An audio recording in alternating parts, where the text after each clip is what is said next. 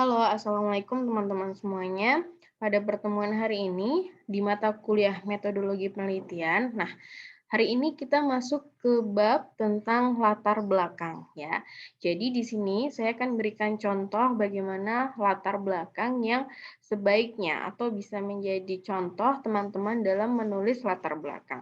Jadi yang perlu diketahui, yang perlu diingat bahwa inti dari latar belakang itu adalah mengenai motivasi atau alasan kenapa kok kita meneliti tentang tema ini gitu ya. Kenapa, apa pentingnya kita harus meneliti tentang tema ini. Jadi alasan teman-teman semua sebagai peneliti mengapa ingin melakukan penelitian tentang tema yang teman-teman ambil. Nah, itu dijelaskan di dalam latar belakang ya. Nah, di sini saya akan berikan contohnya bagaimana contoh latar belakang dengan tema literasi keuangan petani ya. Jadi otomatis nanti yang ada di dalam latar belakang ini hal-hal mengenai apa pentingnya untuk meneliti tentang literasi bagi keuangan petani. Oke, kita masuk ke bab satu pendahuluan ya, karena latar belakang itu memang berada pada bab satu, berada pada pendahuluan. Jadi di sini saya akan berikan contoh, kita coba simak dan baca dari paragraf pertama ya. Oke, latar belakang yang pertama, Otoritas Jasa Keuangan di tahun 2016 menyatakan bahwa literasi dan inklusi keuangan menjadi isu global mengingat bahwa pengaruhnya terhadap perekonomian dan adanya fakta masih rendahnya tingkat literasi dan inklusi keuangan di mayoritas negara-negara dunia. Nah, kalimat pertama ini juga sudah menunjukkan bahwa ini yang kemudian menjadi motivasi penulis atau peneliti dalam melakukan penelitian tentang literasi keuangan petani, gitu ya. Jadi menurut siapa? Menurut Otoritas Jasa Keuangan. Jadi dalam menulis sumber referensi, kita tulis dulu Otoritas Jasa Keuangan, lalu kemudian dilanjutkan dengan tahunnya, gitu ya. Kapan informasi ini didapatkan atau bukan kapan informasi ini didapatkan ya, tapi kapan informasi ini diterbitkan atau dipublikasikan. Nah, ternyata informasi ini sudah ada atau dipublikasikan di tahun 2016 oleh Otoritas Jasa Keuangan. Nah, maka kita perlu mencantumkan referensi tersebut gitu. Jangan seolah-olah ini adalah sebagai opini kita, ini adalah sebagai pendapat kita. Tidak ya. Jadi kalau memang kita mendapatkan informasi ini dari orang lain, dari sumber yang ada, maka kita perlu cantumkan sumber tersebut. Nah, jadi di sini kita perlu cantumkan OJK tahun 2016 menyatakan bahwa literasi dan inklusi keuangan menjadi isu global, mengingat pengaruhnya terhadap perekonomian dan adanya fakta masih rendahnya tingkat literasi dan inklusi keuangan di mayoritas negara-negara dunia. Nah, artinya apa? Di kalimat pertama ini menekankan bahwa ternyata memang tingkat literasi itu masih rendah gitu. Faktanya bahkan mayoritas di negara-negara yang ada di dunia gitu ya. Karena kenapa kok literasi ini penting? Karena literasi ini ternyata sangat berdampak terhadap perekonomian. Maka literasi ini menjadi penting untuk dibahas mengingat bahwa dia adalah isu global. Nah, ini sudah merupakan sebuah masalah gitu ya, sebuah motivasi kenapa kita atau tulisan ini menginginkan untuk meneliti tentang literasi khususnya keuangan petani. Kita lanjutkan. Berbagai otoritas negara dan lembaga internasional seperti World Bank, OECD, dan IMF menjadikan isu. Nah, ternyata lembaga-lembaga dunia semacam World Bank, OECD, lalu kemudian IMF ini juga menjadikan tingkat literasi ini menjadi sebuah isu penting untuk dibahas. Nah, sampai kalimat kedua di sini kita juga udah berpikir bahwa oh ya ternyata memang literasi keuangan itu sangat penting untuk dibahas gitu. Nah, yang mana nanti kita perlu cari tahu nih data-datanya gitu kan. Apakah memang tingkat literasi keuangan khususnya tingkat para petani ini sangat rendah? Nah, ini kita perlu sampaikan data-datanya nanti di paragraf-paragraf berikutnya. Sekarang kita lanjutkan lagi. Kebijakan yang mendukung peningkatan literasi dan inklusi keuangan dipandang harus segera diambil oleh masing-masing otoritas dan lembaga berkepentingan dalam rangka meningkatkan literasi dan inklusi keuangan masyarakat. Oke, jadi memang sangat penting ya rasa-rasanya kalau kita baca dari paragraf pertama ini. Kita lanjut ke paragraf kedua. Beberapa studi menunjukkan adanya pengaruh literasi keuangan terhadap perekonomian. Nah, ternyata kalau kita lihat literasi yang ada atau studi-studi yang ada sebelumnya menunjukkan bahwa pengaruh literasi keuangan literasi keuangan ini memang punya pengaruh yang sangat penting terhadap perekonomian. Lalu kemudian kita perlu jabarkan, menurut siapa saja? Nah, di sini kita jabarkan, adanya kenaikan tingkat literasi keuangan masyarakat akan mendorong masyarakat untuk dapat menentukan dan memanfaatkan produk atau layanan jasa keuangan, sehingga akan mendorong kesejahteraan masyarakat. Nah, kita sampaikan, ini menurut siapa kalimat ini? Gagasan ini menurut siapa? Ternyata menurut ketiga orang ini di tahun 2007. Jadi mereka satu tulisan yang sama ya. Selain itu, menurut Park and Mercado tahun 2015 bahwa kenaikan tingkat literasi keuangan akan berdampak pada kenaikan tingkat inklusi keuangan. Nah, tentu dampaknya sangat baik ketika memang tingkat literasi keuangan ini sangat memadai gitu. Itu akan sangat berdampak terhadap kenaikan tingkat inklusi keuangan.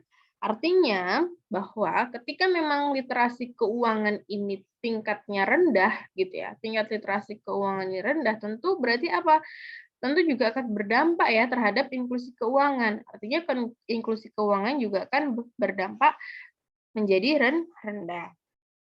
Nah, ini menurut Pak M. Mercado. Nah, ini kita perlu sampaikan hal-hal penting yang disampaikan oleh studi-studi terdahulu. Hal ini akan mengurangi kesenjangan dan rigiditas low income trap. Kondisi ini akan meningkatkan kesejahteraan masyarakat dan selanjutnya akan menurunkan tingkat kemiskinan. Nah, ternyata literasi keuangan ini juga dampaknya di dalam perekonomian itu salah satunya adalah pada kemiskinan gitu ya. Nah, kita berharap bahwa artinya dengan meningkatnya literasi keuangan tentu juga akan menurunkan kemiskinan. Nah, untuk kasus di Indonesia, menurut studi yang dilakukan oleh Ummah Nuryantono dan Anggraini di tahun 2015 menunjukkan bahwa inklusi keuangan memiliki hubungan searah dengan pemerataan pendapatan di Indonesia. Distribusi pendapatan di suatu daerah mempengaruhi tingkat inklusi keuangan di daerah tersebut, tetapi tidak sebaliknya. Nah, paragraf kedua ini mengindikasikan tentang contoh dari research pendukung. Gitu. Jadi kita memerlukan penelitian-penelitian terdahulu atau research sebagai pendukung untuk penelitian kita. Gitu ya. Nah, dari paragraf kedua ini kan teman-teman juga sudah paham ya, artinya di paragraf kedua ini adalah gagasan-gagasan dari para penulis yang sudah ada terdahulu tentang pentingnya literasi keuangan. Nah, ini kan artinya mendukung penelitian kita, ya kan? Mendukung alasan kenapa kok penelitian ini penting untuk dilakukan, ya. Lalu kemudian kita masuk ke paragraf ketiga, level nasional literasi dan inklusi keuangan menjadi penting. Dan saat ini menjadi isu penting karena berkaitan dengan banyak aspek. Salah satunya adalah penanggulangan kemiskinan. Nah, ternyata literasi keuangan ini penting-penting banget gitu ya. Kenapa? Karena di sini disampaikan bahwa literasi keuangan ini ternyata juga menjadi salah satu metode dalam menanggulangi kemiskinan gitu ya. Hal ini ditunjukkan oleh adanya kerjasama antara Bank Indonesia dengan Sekretariat Wakil Presiden dan juga Tim Nasional Percepatan Penanggulangan Kemiskinan atau TNP 2K dan Badan Kebijakan Fiskal yaitu Kementerian Keuangan dalam bentuk Strategi Nasional Keuangan Inklusif. Program ini dibentuk untuk mendukung pemerintah dalam mengurangi angka kemiskinan dan pembangunan ekonomi yang inklusif dan berkelanjutan. Nah, ternyata memang karena pentingnya tingkat literasi keuangan ini sampai-sampai Bank Indonesia ya, lalu kemudian bekerja sama dengan menteri-menteri nasional gitu ya, dengan Sekretariat Wakil Presiden, dengan Kementerian Keuangan gitu kan, untuk membahas tentang literasi keuangan. Karena memang tujuannya apa tadi? Tujuannya adalah untuk menanggulangi kemiskinan. Nah, bagian ini juga merupakan contoh dari motivasi ya. Motivasi kenapa kita memilih untuk menulis tentang penelitian ini. Kita lanjut ke paragraf berikutnya. Nah, paragraf berikutnya ini tentang gap gitu ya, tentang fenomena gap berkaitan dengan datanya. Jadi coba kita baca. Salah satu kelompok yang rentan terhadap kemiskinan adalah rumah tangga petani.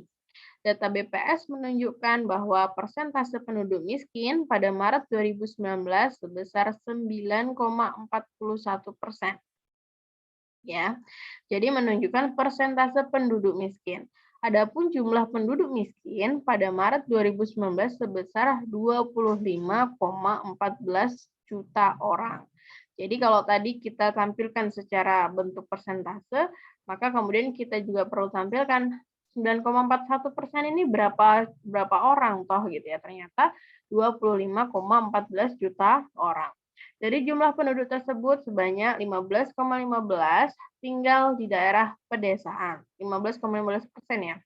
Oh, 15,15 juta tinggal di daerah pedesaan, di mana di sana banyak petani yang bertempat tinggal gitu. Karena petani kan memang rata-rata tinggalnya ya di pedesaan gitu ya, yang mana masih banyak lahan pertanian gitu ya.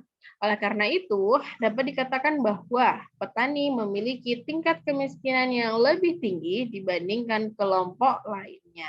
Meskipun mengalami penurunan dibanding periode sebelumnya, namun masih di atas target kemiskinan yang dicanangkan dalam RJPMN di tahun 2015 sampai 2019, yaitu 7,8% di akhir 2019. Nah, kenapa ini dikatakan sebagai fenomena gap data? Karena ternyata faktanya ya, kalau kita lihat di tahun 2019 itu ternyata tingkat kemiskinannya itu melebihi target gitu ya.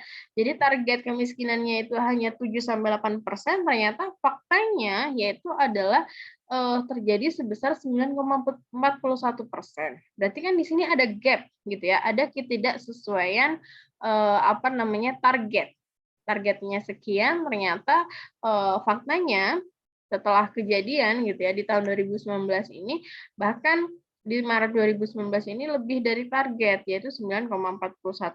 Nah, ini dikatakan sebagai fenomena gap data, adanya ketidaksesuaian antara target dengan faktanya. Nah, ini bisa menjadi sebuah alasan, teman-teman semuanya, bisa menjadi sebuah alasan penting kenapa kita perlu melakukan penelitian ini.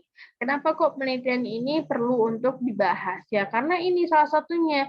Ternyata melebihi target, tidak sesuai dengan target. Maka kita perlu cari tahu ada apa sebenarnya. Kenapa kok melebihi target? Padahal targetnya hanya 7% di akhir tahun 2019 gitu ya. Tapi di Maret aja udah 9,41%. Berarti kita perlu cari tahu, kita perlu mengevaluasi apa yang seharusnya perlu dilakukan gitu ya. Kenapa kok tidak sesuai datanya? Berarti kan memang tingkat literasi keuangannya memang mungkin masih sangat rendah gitu ya. Nah, ini perlu kita bahas di sini. Kita lanjut ke paragraf berikutnya. Menurut Cahyono dan Mardianto tahun 2017, salah satu masalah yang dihadapi oleh para petani adalah kurangnya akses mereka terhadap lembaga keuangan formal. Nah, ini juga menjadi kata kunci di dalam penelitian ini ya, di dalam latar belakang yang perlu dituliskan. Karena menurut Cahyono dan Mardianto sebagai studi terdahulu mengatakan ya, kenapa kok adanya tingginya tingkat kemiskinan gitu dan kenapa kok petani gitu ya. Ternyata memang menurut Cahyono dan Mardianto ini petani ini memiliki akses yang kurang terhadap lembaga keuangan formal. Petani memerlukan tambahan modal untuk meningkatkan hasil produksi mereka. Perbankan syariah merupakan lembaga keuangan yang mempunyai kedekatan dengan sektor real, utamanya adalah pertanian. Namun demikian, pembiayaan terhadap sektor ini masih sangat kecil. Penyebab utama dari hal itu adalah sektor pertanian memiliki resiko yang sangat tinggi. Nah, ternyata kenapa kok para petani ini punya akses yang sangat kecil terhadap lembaga keuangan formal gitu ya, ternyata memang petani ini dianggap sebagai bukan petaninya ya, tapi sektor pertaniannya. Sektor pertaniannya ini dianggap memiliki resiko yang sangat tinggi. Resiko apa? Resiko gagal bayar misalkan ya. Jadi apa namanya?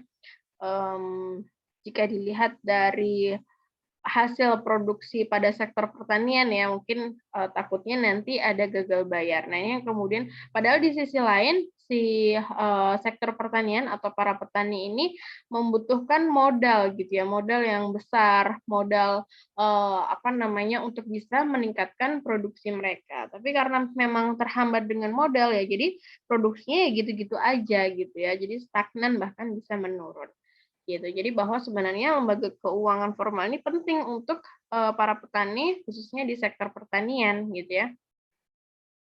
Tapi ternyata di sisi lain lembaga keuangan juga tidak mau mengambil rugi gitu ya.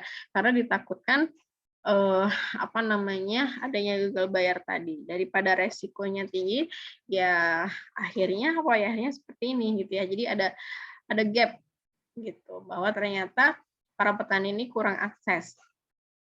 Lebih jauh, kurangnya akses terhadap lembaga keuangan formal bisa juga disebabkan oleh kurangnya literasi keuangan rumah tangga petani. Nah, oleh karena itu, penting untuk mengkaji bagaimana literasi keuangan rumah tangga petani selain, oh ini titik ya, sorry. Nah, jadi teman-teman semuanya, selain karena kurang akses terhadap lembaga keuangan formal, bisa jadi juga karena para petani ini memang literasinya yang kurang gitu ya, literasi keuangannya di dalam rumah tangga petani ini kurang. Para petani nggak paham apa namanya bahwa mungkin bisa meminjam modal di di lembaga keuangan formal, di perbankan gitu ya, atau tidak tahu bagaimana caranya meningkatkan modal dalam produksi. Jadi ya itu tadi dikatakan sebagai kurangnya literasi keuangan rumah tangga petani. Oleh karena itu, penting untuk mengkaji bagaimana literasi keuangan rumah tangga petani, ya kan? Karena ada masalah-masalah tadi, ya, research gap yang sudah disampaikan, masalah penting kenapa kok ini perlu dilakukan, lalu kemudian di sini ada tujuannya. Oleh karena itu, penting untuk mengkaji bagaimana literasi keuangan rumah tangga petani, gitu kan. Oleh karena itu, kita perlu tahu sebenarnya bagaimana toh literasi keuangan rumah tangga petani. Nah, ini kita perlu ketahui melalui penelitian ini. Selain itu, perlu juga dikaji faktor-faktor yang berhubungan dengan literasi keuangan, baik dari aspek ekonomi maupun sosiodemografi. Nah, teman-teman semuanya, di dalam latar belakang ini sebaiknya di paragraf terakhir, di paragraf terakhir itu apa namanya dibuat untuk apa ya untuk kembali menekankan apa sih sebenarnya tujuan dari penelitian ini. Nah, seperti ini ya. Jadi di paragraf terakhir ditekankan lagi. Jadi tujuan penelitian ini apa? Untuk melihat bagaimana literasi keuangan rumah tangga petani. Nah, teman-teman juga seperti itu yang lain di penelitiannya. Jadi paragraf terakhir sebaiknya adalah teman-teman kembali menekankan apa tujuan dari penelitian teman-teman semuanya. Oke? Nah, saya coba ingatkan lagi. Jadi dalam penulisan referensi ya, referensi yang ada di dalam badan isi atau di dalam tulisan itu teman-teman semuanya caranya adalah seperti ini. Jika penelitian itu namanya referensinya itu dituliskan atau disebutkan gitu ya di dalam kalimat, maka cara penulisannya adalah seperti ini. Jadi menurut Park and Mercado, nah ini ditulis menurut siapa? Menurut Park and Mercado. Tahun berapa? Tahun 2015. Nah, tahun 2015-nya ini di dalam kurung gitu ya, dalam kurung, kemudian bahwa kenaikan literasi. Tetapi kalau referensinya itu diletakkan di akhir kalimat, maka bisa dengan cara seperti ini. Jadi langsung di dalam kurung semuanya, nama dan tahunnya. Jadi menurut siapa? Menurut Hergard, Kolondinsky, dan Hilgard gitu ya, di tahun 2007. Nah, ini ditaruh di dalam kurung seperti ini. Oke? Bisa dipahami ya, jangan sampai nanti ada yang salah dalam penulisan referensi. Nah, setelah latar belakang, apa yang perlu kita sampaikan di dalam proposal penelitian? Yang kedua adalah rumusan masalah, ya. Jadi berdasarkan latar belakang dan penjelasan di atas, maka dapat dirumuskan permasalahan sebagai berikut. Nah, kita sampaikan di sini apa aja yang mau kita bahas masalahnya, ya. Yang pertama adalah bagaimana literasi keuangan rumah tangga petani. Yang kedua adalah apakah variabel ekonomi dalam hal ini yaitu pendapatan, luas lahan, dan pola penjualan memiliki hubungan dengan literasi keuangan rumah tangga petani. Jadi yang kedua kita mau menghubungkan variabel gitu ya. Variabel ekonominya apa saja? Pendapatan, luas lahan dan pola penjualan. Loh Bu, bukannya tadi tujuannya literasi keuangan rumah tangga. Nah, kita lihat nih. Tadi tidak hanya mengkaji bagaimana literasi keuangan, tetapi perlu mengkaji faktor-faktor yang berhubungan dengan literasi keuangan, baik dari aspek ekonomi maupun sosiodemografi. Nah, ini sudah dijelaskan juga ya tujuannya. Jadi tujuannya ada 3, untuk melihat bagaimana literasi keuangan rumah tangga petani, yang kedua untuk melihat faktor-faktor yang berhubungan dengan literasi keuangan baik dari aspek ekonomi, lalu yang ketiga adalah sosiodemografi. Jadi sesuai dengan tujuan yang sudah disampaikan dan ditekankan di latar belakang tadi di paragraf akhir ya. Jadi tujuan penelitian ini ada 3, teman-teman semuanya. Jadi literasi menunjukkan bagaimana literasi keuangan rumah tangga petani. Yang kedua adalah melihat bagaimana pengaruh variabel ekonomi terhadap literasi keuangan rumah tangga petani. Yang ketiga adalah melihat pengaruh sosiodemografi terhadap literasi keuangan rumah tangga petani, ya sesuai dengan tujuannya. Sosiodemografi apa saja? Ada pendidikan, ada usia, ada jenis kelamin. Nah, ini merupakan bagian dari demografi. Oke, jadi rumusan masalahnya juga ada 3 yang mau dilihat, yang mau dibahas dalam penelitian ini apa toh? Nah, ternyata ada 3 ya, literasi keuangan. Bagaimana profilnya ya, kemudian variabel ekonomi dan variabel sosiodemografi. Lalu kemudian yang ketiga adalah tujuan penelitian. Nah, tujuan penelitian ini harus sesuai dengan rumusan masalah. Jadi tujuan penelitian ini adalah untuk menjawab rumusan masalah. Jadi kalau rumusan masalahnya ada 3, ya tujuan penelitiannya juga ada 3. Kalau rumusan masalahnya ada 5, ya berarti tujuan penelitiannya juga ada 5. Gitu ya. Jadi harus disesuaikan. Karena tujuan penelitian ini adalah untuk menjawab dari rumusan masalah tadi. Maka tujuan penelitiannya apa? Untuk mengetahui literasi keuangan rumah tangga petani. Yang kedua adalah untuk mengetahui hubungan variabel ekonomi dengan literasi keuangan. Yang ketiga adalah untuk mengetahui hubungan sosiodemografi dengan literasi keuangan rumah tangga petani. Selanjutnya dilanjutkan dengan manfaat penelitian. Manfaatnya apa dari penelitian ini? Manfaat yang diberikan terhadap pihak-pihak lain apa saja? Yang pertama, kegunaan secara praktis bagi para praktisi ya. Jadi penelitian ini diharapkan dapat memberikan informasi dan bukti empiris serta menjadi bahan evaluasi dasar tentang pertimbangan pemerintah terutama khusus untuk siapa? Untuk OJK, untuk Bank Indonesia, untuk TNP2KT dalam menentukan kebijakan. Lalu yang kedua, kegunaannya secara teoritis, bahwa diharapkan dapat menjadikan suatu referensi dalam kajian keuangan dan perbankan sektoral, terutama sektor pertanian. Nah, teman-teman semuanya, ini adalah contoh dari latar belakang. Ini bisa menjadi contoh buat teman-teman semuanya dalam menulis latar belakang. Oke, sampai sini semoga bisa dipahami. Sekian dari saya, terima kasih. Wassalamualaikum warahmatullahi wabarakatuh.